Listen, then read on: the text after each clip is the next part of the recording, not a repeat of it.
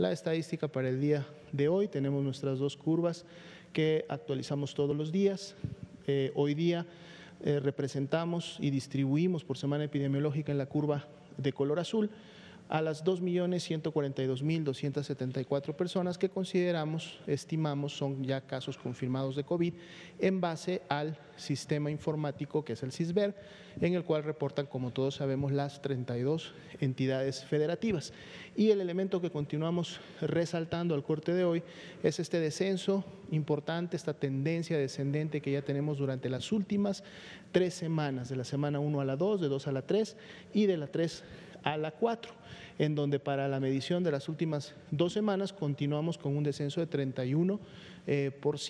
en relación a la semana 3 y 4. Si medimos el descenso total, es decir, desde la semana 1, en donde tuvimos este segundo ACME para efectos del comportamiento nacional, el descenso desde la semana 1 a la semana 4 es de un 41%,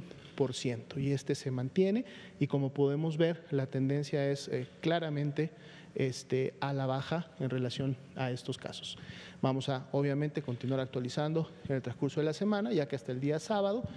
menos 31% puede tener todavía los ajustes correspondientes. Otro elemento importante que empezamos a notar desde el día de ayer es que la actividad epidémica más reciente, es decir, los casos activos,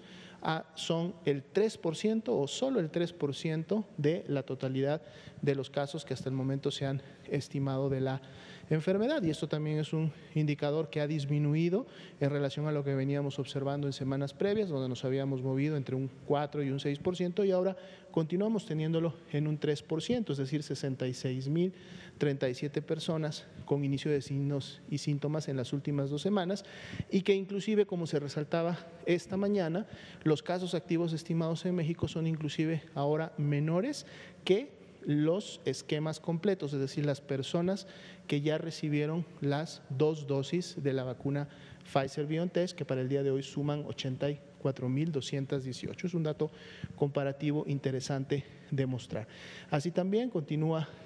incrementando el número de personas recuperadas ya de COVID-19, 1.511.199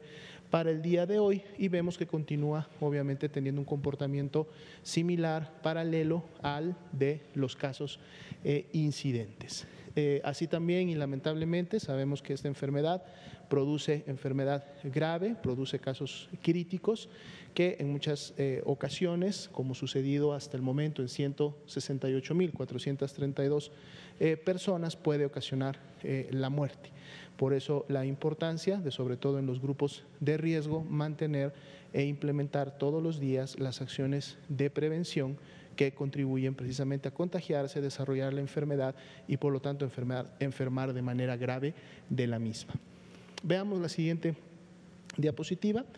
Tenemos nuestro comportamiento también de la hospitalización, lo estamos integrando a la presentación esta semana porque con él reafirmamos, y además es congruente, esta disminución que estamos teniendo en la carga de enfermedad que veíamos en el gráfico anterior. Lo vemos también claramente en la carga de hospitalizaciones. Podemos ver que prácticamente en estas últimas 2 semanas han empezado a disminuir la cantidad de personas graves y que por lo tanto han requerido de hospitalizarse, y la tendencia descendente también se mantiene. A nivel nacional tenemos una ocupación del 48%, es decir, más de la mitad del total de las camas, tanto generales como con ventilador, se encuentran disponibles para las personas que así lo requieren.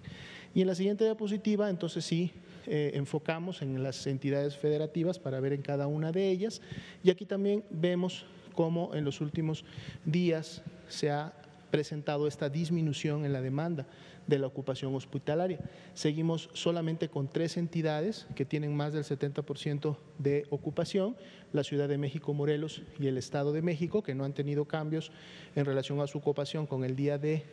ayer, pero si vemos los números, nos estamos acercando en estas 3 entidades más al 70%, que es el nivel de seguridad, y se están alejando del 90% que hace algunas semanas tenían en este rango. Para efectos de las entidades entre 69 y 50 se integra Querétaro, son 7 entidades las que están en el mismo y prácticamente también vemos que la mayoría de ellas están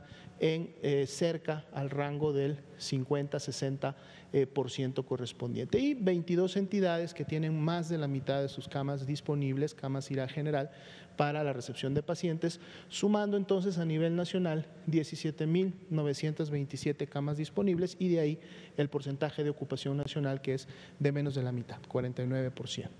Vemos la siguiente diapositiva. Actualizamos específicamente camas con ventilador, y aquí también vemos el impacto positivo de la disminución que estamos teniendo en la ocupación hospitalaria, y qué mejor cuando esta disminución se da sobre todo en las camas críticas, es decir, de los pacientes más graves. Aquí solamente hay una entidad, que sigue siendo la Ciudad de México, con más del 70% de ocupación, pero veamos cómo esa ocupación está prácticamente cerca del nivel de seguridad, es de un 73%,